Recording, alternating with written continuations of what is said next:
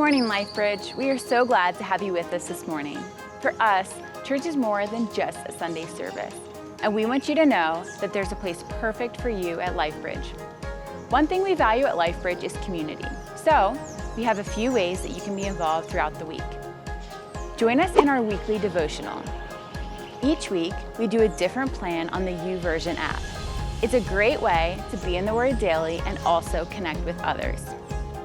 We have two groups that meet online during the week. Prayer group is on Tuesday night, and this week we continue our Bible study in 2 Timothy on Wednesday night. All of our meetings happen on Zoom. You can find the links to all of these events in our emails that go out on Tuesdays and Fridays. You can sign up to receive these emails in the link below. We look forward to connecting with you this week.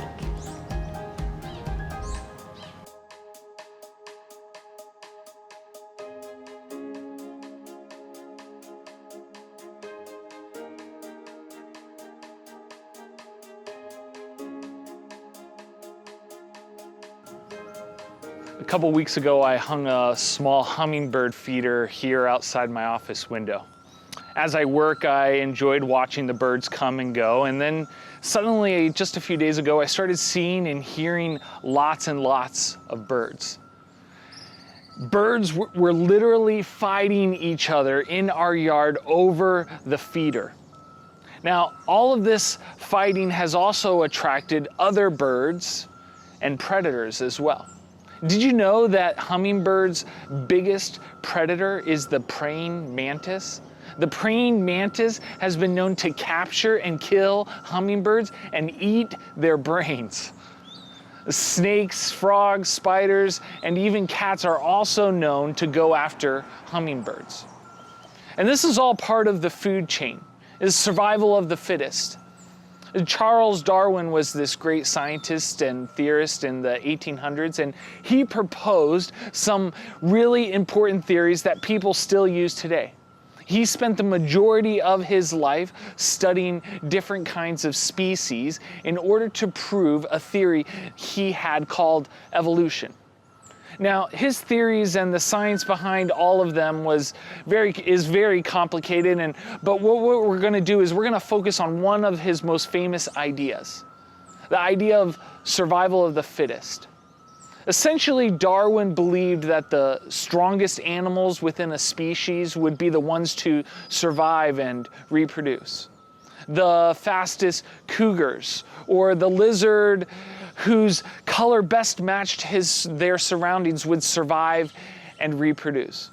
Or in a group of little fluffy bunny rabbits, the one that was the fastest would survive and the slowest one would get eaten by the predators.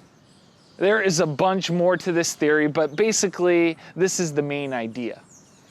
Darwin spent most of his life trying to prove his theories.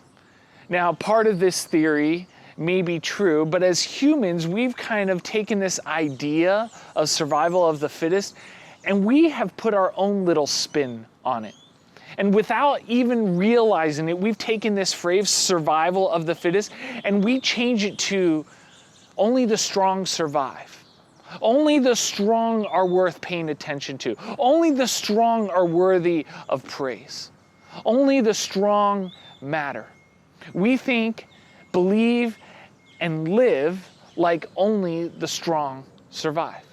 And by the strong, we don't mean the muscular people at the gym that have to turn sideways to get through the door. We're not talking about those types of people. We're saying the strong. And the strong is the popular people. The popular people get the attention. Only the attractive people get noticed. Only the athlete gets respect. Only the outgoing person gets invited. Only the richest get listened to. Only the strong survive. We may not phrase it that way. We may not even notice this kind of mindset, but this has become such a big deal of the way that we think and the way that we treat people, including ourselves. It doesn't take a long time before we look at our world and you will see it. We live in a culture obsessed with lifting up the strong and kicking the weak. And that's why we would rather hang out with popular people in the office instead of the loners. It's why we worship movie stars and recording artists. We all feel insecure, at least about some part of our lives and at some time. We try and fit into all the different worlds around us. And whether we're at our home or in our office, hanging out with our friends or at family gatherings, we try and fit into that world. We compare ourselves to the people around us. We also begin to label ourselves based on what other people have and what we feel we don't have. We can spend more time dwelling on who I am not than actually realizing this is who I am. But the problem is, we not only begin to label ourselves, we begin to label others as well. We see who we think someone else is before we take a good look at who they really are. We do this based on comparing them to someone else, or maybe even to ourselves. And then all of a sudden, we have given them a label. But the feeling of insecurity, fear, hopelessness, and helplessness doesn't just happen on the day that we give or receive a certain label. We don't just feel that way suddenly when we compare ourselves to other people. It happens when there is conflict in our marriages. It may happen when there is a strong disagreement among our coworkers. It may come when our job transfers us to a new place, far, far away from everything that feels familiar. The point is that life is filled with situations where we feel powerless and weak. And maybe you feel that way right now. But as common as these situations are for all of us, when we are in the middle of them, we feel alone. We feel abandoned. We feel overlooked and forgotten. We feel helpless and weak. It is times like these when it seems like the world is against us. And this idea of survival of the fittest, it feels so true. Because we obviously aren't the fittest. And so we wonder, well, will I make it? Will I ever make it? But maybe Darwin had it all wrong. What if Scripture shows us something completely, totally different than Darwin and what our culture and how our culture lives? What if the idea of the strong survive is not really what Scripture teaches us? You know, the truth is that God thinks something completely different than how you may feel or even think at this time. All throughout Scripture, we read things like God favors the weak. God is present with the ignored. God sees others. God works in chaos. And this should change our view of how we see ourselves, and it should change our view of how we see others. Darwin's idea of survival of the fittest not only starts to affect the way that we see the world around us, but it affects the way that we read God's story. We read with the end in mind, already expecting the story to go a certain way. We believe that God will act a certain way with certain types of people. In the book of Genesis, there's a really important man named Abraham, or Abram, as he's known for the first part of his life, and he plays a very important part in the Bible. God called him and initiated this relationship with him. And in Genesis 12, God tells him this: I will make you into a great nation. I will bless you and make you famous, and you will be a blessing to others.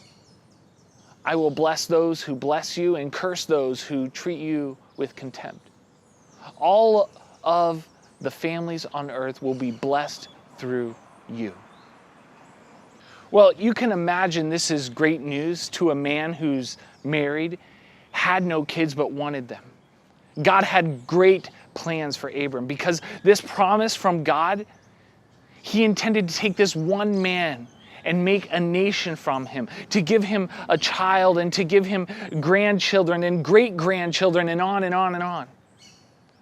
And so Abram's excited, and so is his wife, Sarai. But as time goes on, they continue to find themselves childless, and they grow impatient, waiting on God's promise.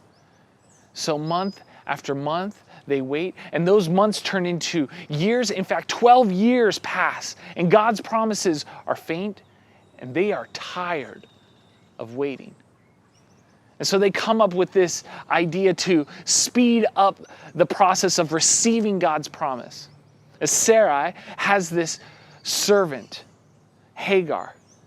So Sarai suggests to Abram, sleep with her so that they can have a child. So Abram sleeps with her and she becomes pregnant, but then things start to get a little uncomfortable. Because now we have Abram, Sarai, and the servant girl, Hagar, all living together. It's a little awkward. Sarai starts to become bitter and resentful, angry, and mistreats Hagar.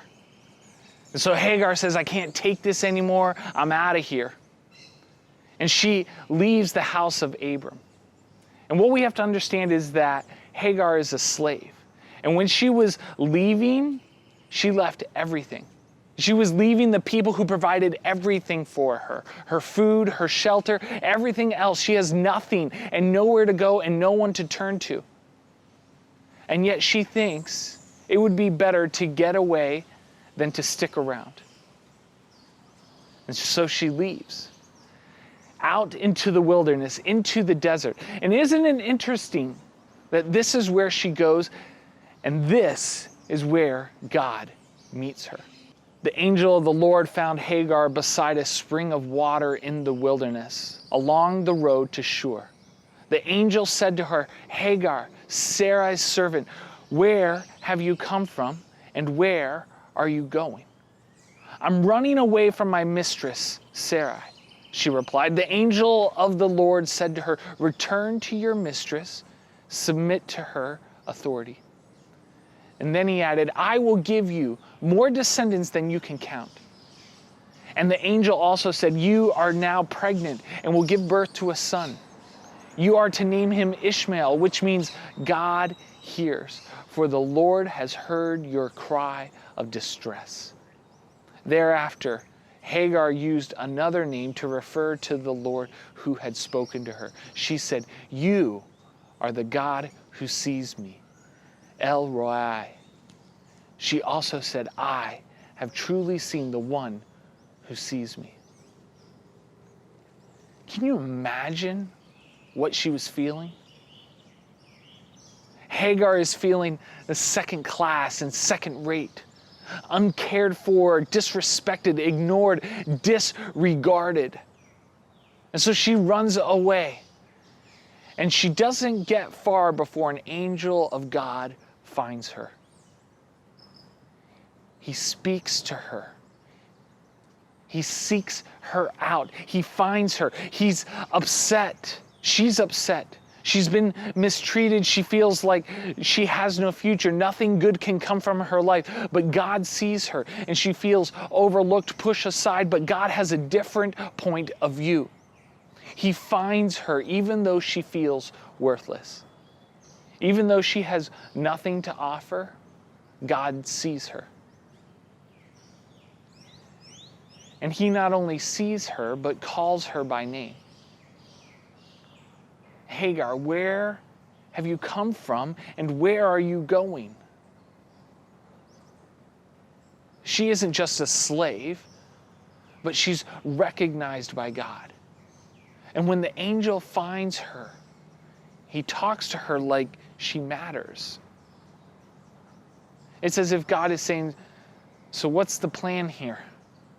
What are you going to do now? She considers herself nothing worthless, she's embarrassed, she's a runaway, but God chases after her and tells her she matters. In fact, in Genesis 17:20, it says, "As for Ishmael, I will bless him also. Just as you have asked, I will make him extremely fruitful and multiply his descendants. He will become the father of 12 princes, and I will make him a great nation." The angel tells her, you and your son are important. In return, Hagar gives God this name, God El Roi, which means the God who sees. God doesn't ignore her hardship or her suffering. He finds her and affirms her with hope. God is not absent. God is not blind. God does not ignore her. God sees her and comes to her rescue. And the truth is, it's the same for you and I. God sees you and he will come to your rescue. And what's awesome here is that she is the first person in Scripture to name God, to give God a name. But then she's also the first woman to receive a promise from God. The woman who felt alone and scared and weak, the woman who felt worthless and ignored, she names God, and God gives her a promise that would make any mother proud. God sees her, and God sees you, and God will come near her, and God will come near you. He sees her broken and hurting, wandering alone and pregnant in the desert. He finds her even though she is powerless, even though she is weak, even though she has nothing to offer. God sees her. What is weak and powerless in the eyes of the world still matters to God. What we see of others can often lead us to label ourselves and one another as weak or worthless. But we serve a God who sees beyond labels to what is actually true about us. In the eyes of Abram and Sarai, Hagar was just seen as a slave. But God saw beyond who she was in the world. God had a different point of view. And this is good news for us. Because if one day, if you haven't already, there will be a time where you're in a similar position as Hagar. Maybe you won't be a pregnant slave, but a person who's not very strong or powerful, or a person who's been falsely labeled or falsely mistreated. Maybe it will be you give yourself a label, or a label has been given to you. Some of us, we bring shame onto ourselves. And we tell ourselves we're beyond hope, or you're not good enough, you're unlovable, you're incomplete, you're a failure, and we go on and on and on, beating ourselves up. But the beauty of God is that He is El Roi, the God who sees. He knows who you really are beyond the names you have been given by the world or the names that you give yourself. And maybe the question for others of us this morning is what labels are we putting on other people? There are people in our lives that we label because they are different than us. Because they live in a different part of the neighborhood, or they have a different colored skin than us. When we label someone, it's just to make ourselves feel better about ourselves. And if you find yourself doing that, I challenge you to ask God to give you eyes the way that He sees people. And so where are you today? What are your circumstances?